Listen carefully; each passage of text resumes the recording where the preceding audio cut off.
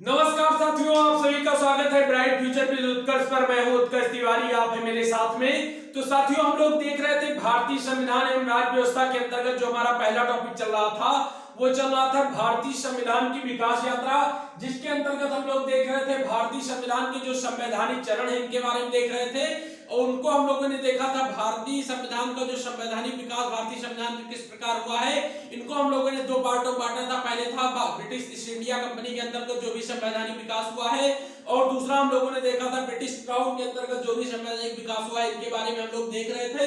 तो साथियों, इसके अंतर्गत हम लोगों ने उनके बारे में विस्तार चर्चा कर ली थी। और इसके पहले हम लोगों ने देखा भारत शासन अधिनियम 1935 आज हम लोग देखेंगे। और इसके पहले हम लोगों ने देखा था जो साइमन आयोग आया था, इसके बारे में हम लोगों ने इसके पहली वाली क्लास है उसमें चर्चा की थी। और उससे पहले हम लोगों ने देखा था मॉन्टेग्यू चेम्सफोर्ड सुधार, और जिसे 1919 के अधिनियम में आया था, यानी भारत शासन अधिनियम 1919 के अंतर्गत आया था। और उसके पहले हम लोगों ने देखा था मानले मिंटो सुधार, जिसे जो कि 1909 में आया था।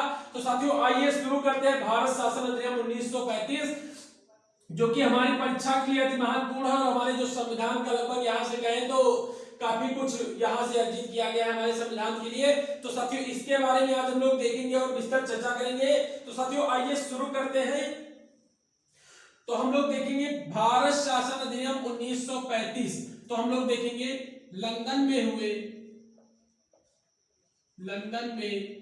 1930 से 1932 तक हुए तीनों गोलमेज सम्मेलनों, 1930 से 1932 तक हुए तीनों गोलमेज सम्मेलनों में संवैधानिक सुधारों, तीनों गोलमेज सम्मेलनों में संवैधानिक सुधारों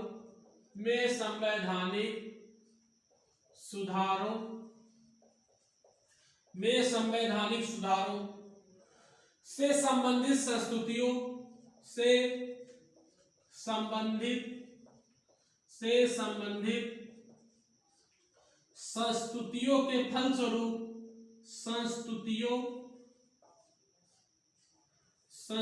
के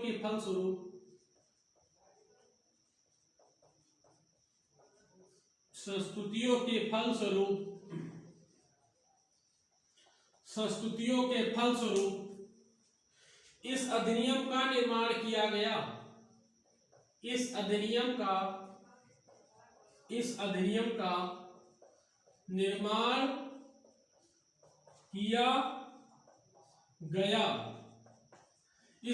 का निर्माण किया गया। तो साथियों, हमने देखा कि भारत शासन अधिनियम 1935 का जो होता है, इसका निर्माण किस वजह से किया गया। तो लंदन में जो 1930, 1931 और 1932 में क्रम था, जो तीन गोलमेज सम्मेलनों का आयोजन किया गया था। तो इसमें हुए तीनों गोलमेज सम्मेलनों में संवैधानिक सुधारों से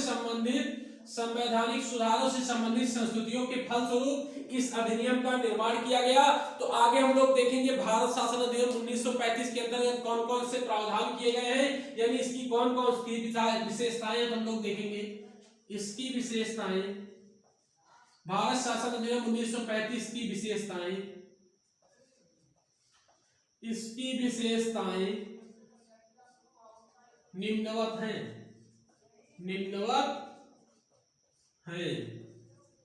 इसकी विशेषताएं निम्नवत हैं। तो साथियों, अगर हम लोग पहली विशेषता की बात करेंगे कि भारत शासन अधिनियम 1935 की पहली विशेषता क्या है, तो हम लोग देखेंगे इसके अंतर्गत भारत में सर्वप्रथम संघीय शासन प्रणाली की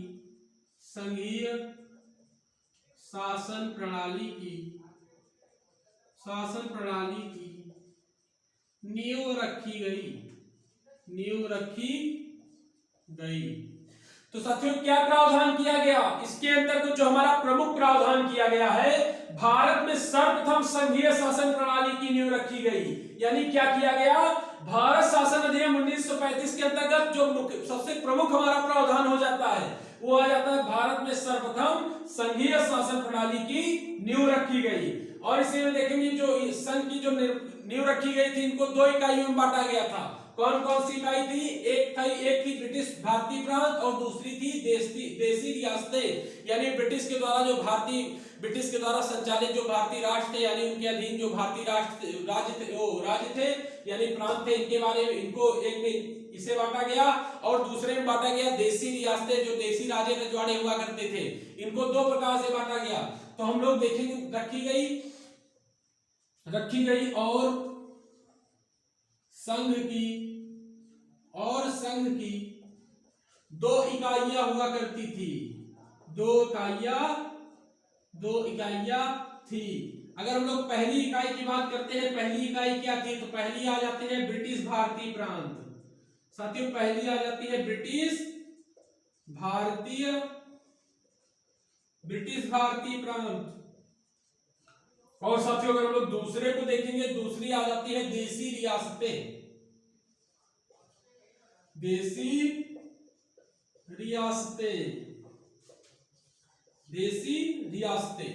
तो साथियों हमने देखा भारत शासन अधिनियम का जो मुख्य उद्देश्य था, किस उद्देश्य से इसे लाया गया, तो लंदन में 1930, 31, 32 तक हुए 3 गोलमेज संसद, 1930, 1931 और 1932 में हुए 3 गोलमेज सम्मेलनों में संवैधानिक सुधारों से संबंधित संस्तुतियों के फलस्वरूप इस अधिनियम का निर्माण किया गया। और इसकी अगर हम लोग विशेषताओं की बात करते हैं, तो इसकी जो मुख्यतः सबसे पहली हमारी विशेषता आ जाती है, तो पहली हमारी विशेषता आती है भारत में सर्वप्रथम संघीय शासन प्रणाली की नींव रखी गई और इसे 2 इकाइयों में विभक्त कर दिया गया।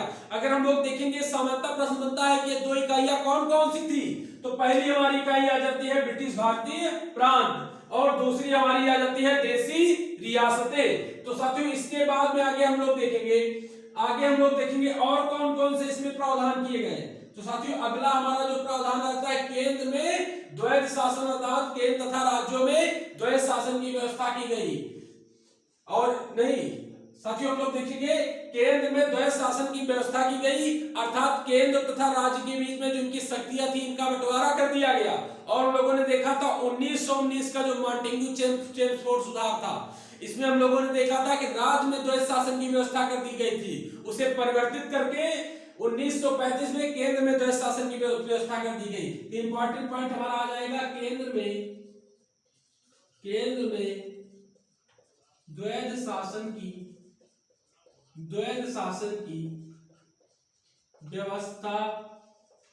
व्यवस्था कर दी गई। साथियों केंद्र में द्वैध शासन की व्यवस्था कर दी गई तथा संघ इकाइयों के मध्य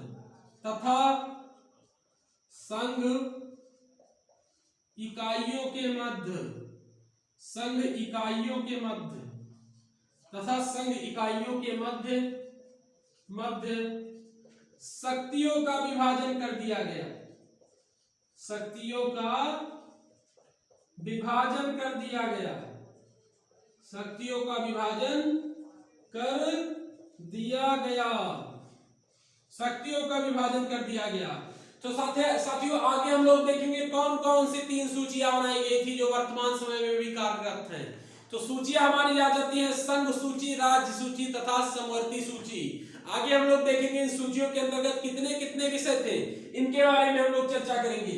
तो साथियों इंपॉर्टेंट पॉइंट हमारा यहाँ पर ये आ जाता है, केंद्र में भारत शासन अधिनियम 1935 के द्वारा केंद्र में द्वैध शासन की व्यवस्था की गई तथा संघ इकाइयों के मध्य शक्तियों का विभाजन कर दिया गया। तो साथियों आगे हम लोग देखेंगे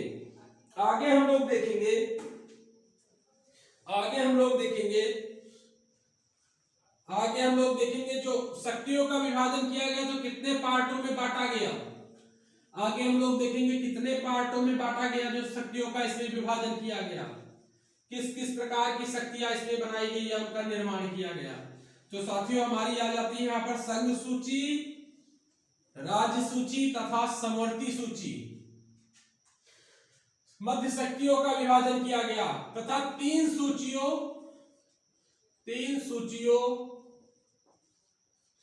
के रूप में विभाजित कर दिया गया। के रूप में विभाजित 3 सूचियों के रूप में विभाजित कर दिया गया। अगर साथियों हम लोग पहली सूची की बात करते हैं तो पहली आ जाती है संघ सूची, और इसके बाद में अगर हम लोग दूसरी सूची की बात करते हैं तो दूसरी आ जाती है प्रांत सूची, और अगर हम लोग तीसरी सूची की बात करते हैं तो तीसरी आ जाती है समवर्ती सूची। कौन सी आ जाती है? समवर्ती सूची।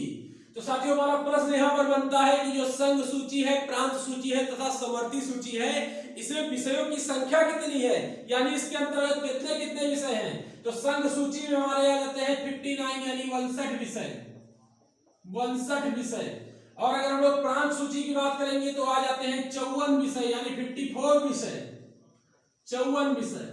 और उसके बाद अगर हम लोग समवर्ती सूची की बात करेंगे तो आ जाती है 36 विषय, 36 विषय, 36 विषय आ जाते हैं। और आगे और कौन कौन से प्रावधान किए गए, तो आगे हम लोग देखेंगे संघ सूची 62 विषय, प्रांत सूची 54 विषय, समवर्ती सूची 36 विषय। और अगला हमारा आ जाता है तथा अवशिष्ट शक्तियां किसे प्रदान की गई।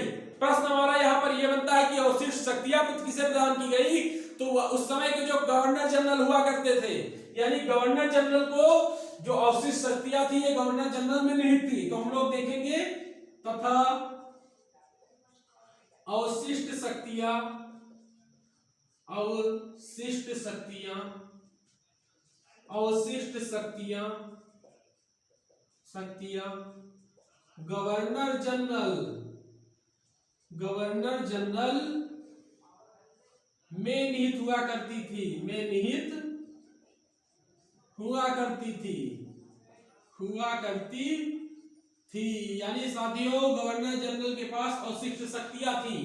और आगे हम लोग देखेंगे, अगर हम देखेंगे संघ सूची के अंतर्गत कौन कौन से कार्यों को रखा गया, यानी 29 जो विषय है इनके अंतर्गत कौन कौन से कार्य आ जाते हैं। तो अगर हम लोग देखेंगे संघ सूची के अंतर्गत कार्यों को देखेंगे, संघ सूची के अंतर्गत अगर हम लोग कार्यों को साथियों देखेंगे तो संघ सूची के अंतर्गत हमारे जो कार्य आ जाते हैं, इससे कौन सा पहला कार्य हमारा आ जाता है विदेश कार्य, विदेश कार्य यानी विदेश से जुड़े हुए जो मामले हुआ करते थे। दूसरा आ जाता है मुद्रा, मुद्रा यानी मुद्रा, यानी जो मुद्रा की इसमें छपाई हुआ करती थी, यानी मुद्रा का जो संचालन किया जाता था। उसके बाद में तीसरा आ जाता है नौसेना, नौसेना। उसके बाद में अगला हमारा आ जाता है थल सेना, थल सेना, नौसेना, थल सेना। उसके बाद में हमारी आ जाती है वायुसेना, अगली हमारी आ जाती है वायु सेना। और साथ ही उसके बाद में हम लोग देखेंगे तो अगले हमारी आ जाती है जनगणना, जनगणना जो प्रति 10 वर्ष में होती है, जनगणना जो कि लॉर्ड मेयो के द्वारा शुरुआत की गई थी इसकी जनगणना।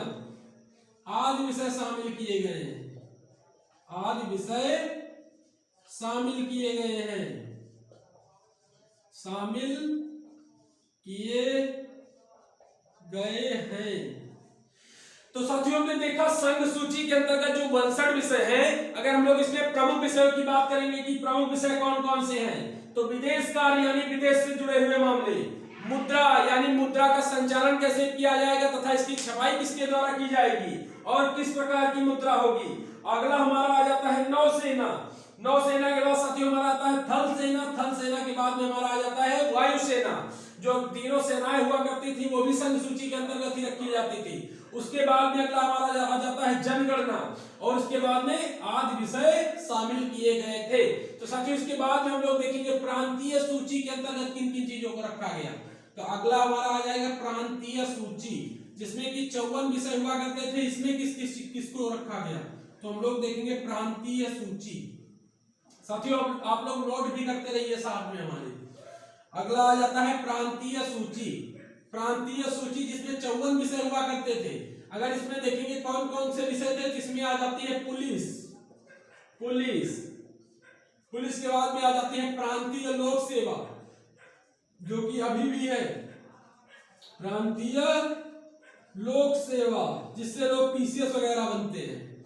और उसके बाद में साथियों हमारी अगली आ जाती है प्रांतीय लोक सेवा के बाद में आ जाती है शिक्षा, यानी शिक्षा को इसमें शामिल किया गया था, शिक्षा आदि विषय इसमें शामिल थे। मुख्य विषयों की बात करेंगे तो पुलिस, प्रांतीय लोक सेवा, शिक्षा, आदि विषय शामिल थे।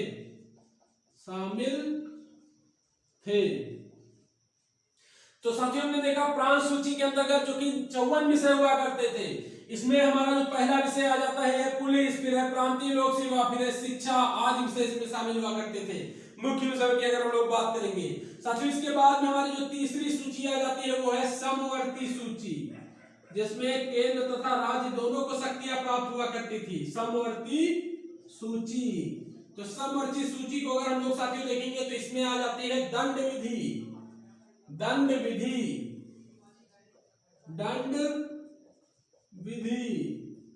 और उसके बाद में आ जाती है प्रक्रिया संहिता, और इसके बाद में साथियों अगर हम लोग देखेंगे तो हमारी आ जाती है और आ जाती है सिविल प्रक्रिया,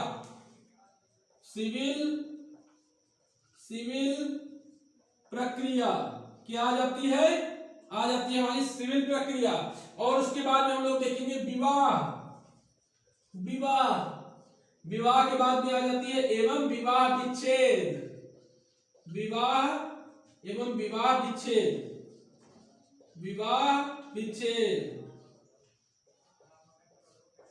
आदि विषय शामिल हुआ करते थे,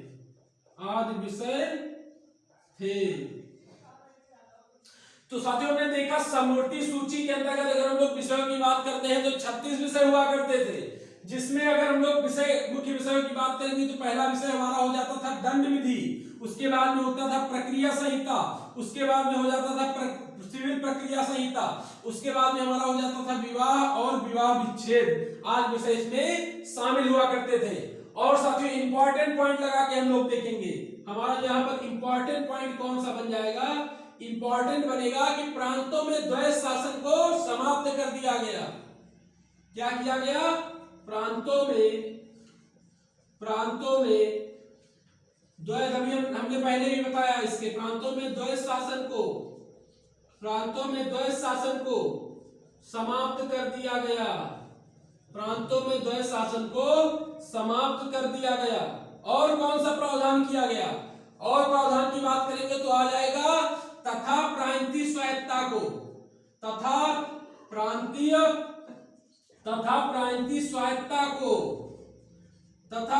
स्वायत्तता का प्रावधान किया गया, प्रांतीय स्वायत्तता का प्रावधान किया गया। अभी साथियों इसके पहले हमने आपको बताया कि इसमें जो इंपॉर्टेंट क्या काम किया गया था, तो प्रांतों में द्वैध शासन की समाप्ति कर दी गई तथा प्रांतीय स्वायत्तता का सिद्धांत को स्वीकारा गया। और इसके आगे हम लोग देखेंगे इसके तहत भारत शासन अधिनियम 1935 के तहत और कौन कौन से प्रावधान किए गए। तो इसमें साथियों जो हमारा अगला प्रावधान आ जाता है 1937 में एक हाई कोर्ट का गठन किया गया, यानी हाई कोर्ट का निर्माण किया गया। तो साथियों हम लोग देखेंगे इसके तहत 1937 में संघीय न्यायालय की स्थापना की गई, संघीय न्यायालय की स्थापना की गई। अब आप लोग बताएंगे इसके जज कौन थे। आज का हमारा प्रश्न इससे यही निकलेगा कि आप लोग बताएंगे संघीय न्यायालय जो हुआ करते थे इनके जजेस उस समय के कौन हुआ करते थे। संघीय न्यायालय की स्थापना की गई और कौन सा इसमें प्रावधान किया गया, इस अधिनियम द्वारा भारत परिषद को समाप्त कर दिया गया। इस अधिनियम द्वारा भारत परिषद को समाप्त कर दिया गया, भारत परिषद को समाप्त कर दिया गया। इस अधिनियम द्वारा भारत परिषद को समाप्त कर दिया गया, भारत परिषद को समाप्त कर दिया गया।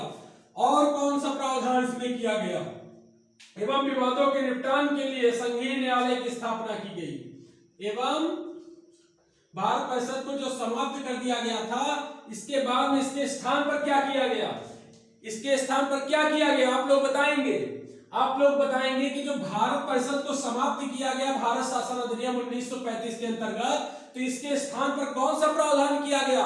अगर हम लोग प्रावधान की साथियों बात करते हैं तो इसके विवादों एवं इसके विवादों के निपटान के लिए, विवादों के निपटान के लिए, विवादों के निपटान के लिए संघीय न्यायालय की स्थापना की गई। संघीय न्यायालय की स्थापना की गई। संघीय न्यायालय की स्थापना की गई।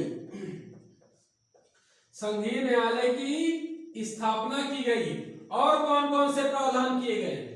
स्थापना की गई और देखेंगे जो स्थापना की गई ये अंतिम न्यायालय नहीं था, यह अंतिम न्यायालय नहीं था, यह अंतिम न्यायालय नहीं था, अंतिम न्यायालय नहीं था, नहीं था। यानी यहां से जो आपको ऑर्डर दिए जाएंगे इसके लिए आप और भी एक न्यायालय का प्रावधान किया गया था जहां पर आप अपनी रिट दायर कर सकते हैं। तो कौन सा न्यायालय था? अंतिम अपीलीय, अगर हम लोग न्यायालय की बात करेंगे, अंतिम अपीलीय न्यायालय, अंतिम अपीलीय न्यायालय, अंतिम अपीलीय न्यायालय क्या कौन था? तो अंतिम अपीलीय न्यायालय हमारा हो जाता है प्रीवी काउंसिल लंदन।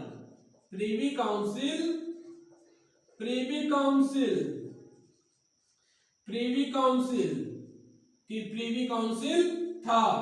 और इसके आगे हम लोग देखेंगे, नोट लगा के इंपॉर्टेंट पॉइंट हम लोग देखेंगे, हम लोग देखेंगे वर्तमान बर्मा, वर्तमान म्यांमार को, यानी बर्मा जिसे म्यांमार के नाम से जाना जाता है, बर्मा जिसे वर्तमान में म्यांमार के नाम से जाना जाता है, वर्तमान म्यांमार को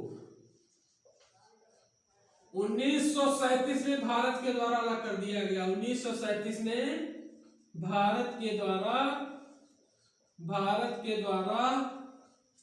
अलग कर दिया गया, अलग कर दिया गया। सामान्यतः हमारे परीक्षाओं में यह प्रश्न बनता है कि भारत के द्वारा म्यांमार को किस अधिनियम के द्वारा भारत से म्यांमार को अलग कर दिया गया? तो हमारा अधिनियम आ जाता है भारत शासन अधिनियम 1935। और साथियों इसके आगे हम लोग देखेंगे और कौन कौन से प्रावधान किए गए। तो अगला हमारा प्रावधान इसमें आ जाता है साथियों, अगला हमारा इसमें जो प्रावधान आ जाता है उसको हम लोग देखेंगे और कौन कौन सा प्रावधान, और कौन से प्रावधान इसमें किए गए। तो अगला प्रावधान हमारा आ जाता है प्रांतीय विधानमंडलों का विस्तार किया गया। यानी प्रांतीय विधानमंडल जो कि राज्य के विधानमंडल हुआ करते थे, इनका विस्तार किया गया। और क्या किया गया? प्रांतीय विधानमंडलों का, प्रांतीय विधानमंडलों का, प्रांतीय विधानमंडलों का विस्तार किया गया। प्रांतीय विधानमंडलों का विस्तार किया गया। प्रांतीय विधानमंडलों का विस्तार किया गया। और इसमें हम लोग देखेंगे प्रांतों में 11 में से 6 प्रांतों में 11 में से 6 में द्विसदनात्मक, जो कि वर्तमान समय में भी है लेकिन राज्य बदल चुके हैं, द्विसदनात्मक व्यवस्था की गई। यानी 2 सदन यहां पर हुआ करते थे। कौन कौन से सदन हुआ करते थे आप लोग बताएंगे? व्यवस्था की गई, जैसे इस समय वर्तमान में भी है विधानसभा और विधान परिषद।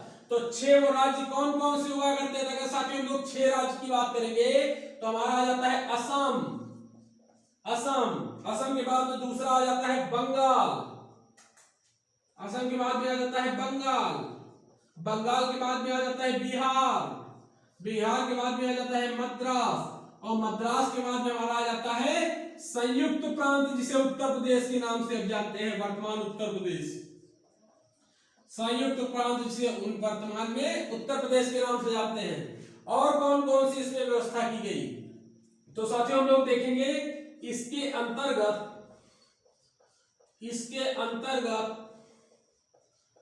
मुद्रा या साख पर नियंत्रण के लिए, मुद्रा या साख पर नियंत्रण के लिए, मुद्रा या साख पर नियंत्रण के लिए, मुद्रा या साख पर नियंत्रण के लिए यंग हिल्टन आयोग, यंग हिल्टन आयोग, यंग हिल्टन आयोग, यंग हिल्टन आयोग की सिफारिश पर, यंग हिल्टन आयोग की सिफारिश पर भारतीय रिजर्व बैंक का गठन किया गया, यानी आरबीआई का गठन किया गया। भारतीय रिजर्व बैंक का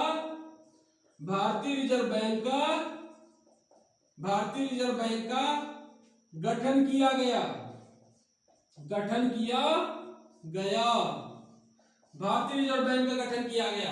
और साथियों आगे हम लोग देखेंगे और क्या किया गया इसके अंतर्गत। इसमें दलित जातियों,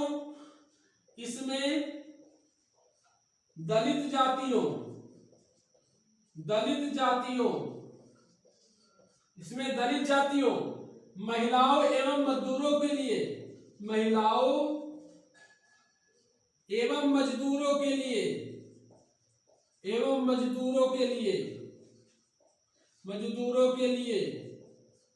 पृथक निर्वाचन की व्यवस्था की गई, पृथक निर्वाचन की व्यवस्था की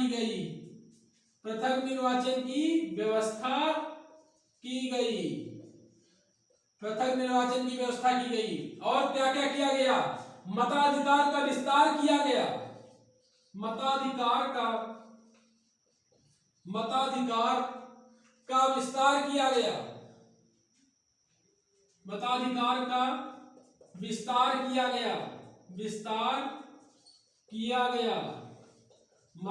का विस्तार किया गया, जिसके अंतर्गत 10% जनसंख्या को 10% जनसंख्या को मत का अधिकार प्रदान हुआ, मत का अधिकार प्राप्त हुआ, मत का अधिकार प्राप्त हुआ। तो साथियों हमने देखा कि भारत शासन अधिनियम 1935 के अंतर्गत जो प्रमुख प्रावधान किए गए हैं, इसमें प्रांतीय विधानमंडलों का विस्तार किया गया और प्रांतों में 11 में से 6 में द्विसंधात्मक व्यवस्था की गई। इसमें द्विसंधात्मक अगर हम लोग देखेंगे तो हमारे क्रम से आ जाते हैं असम, बंगाल, बिहार, मद्रास और संयुक्त प्रांत जिसे वर्तमान में उत्तर प्रदेश के नाम से भी जानते हैं। सबको जानकारी इसके बारे में होगी। और इसके बाद में इसके अंतर्गत मुद्रा तथा शाखा नियंत्रण के लिए यंग हिल्टन आयोग की अनुशंसा पर यानी इसकी सिफारिश पर एक भारत में आरबीआई जिसे भारतीय रिजर्व बैंक के नाम से जानते हैं इसका गठन किया गया।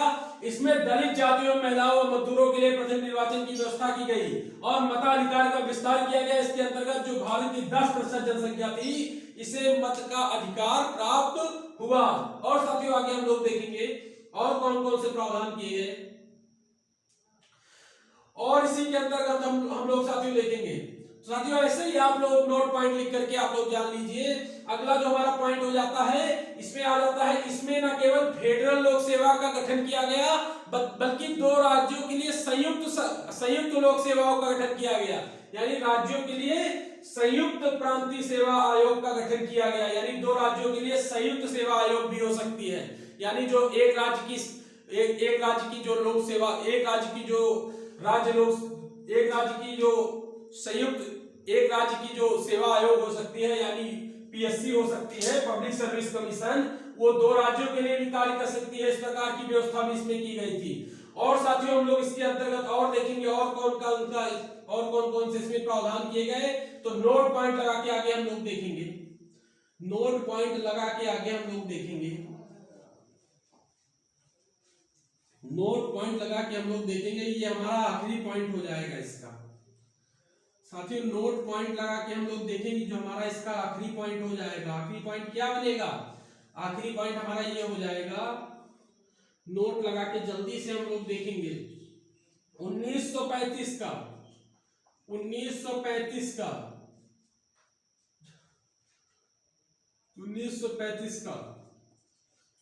भारत शासन अधिनियम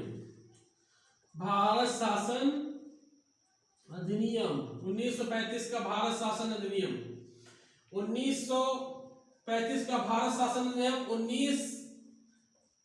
1935 का भारत शासन अधिनियम जुलाई 1936 में लागू हुआ। अधिनियम जुलाई 1936 में लागू हुआ।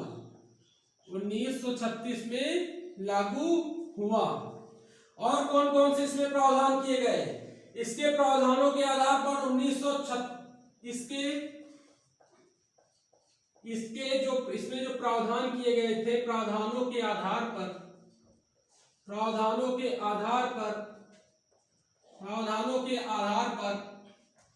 1937 में चुनाव किए गए। 1937 में चुनाव करवाए गए।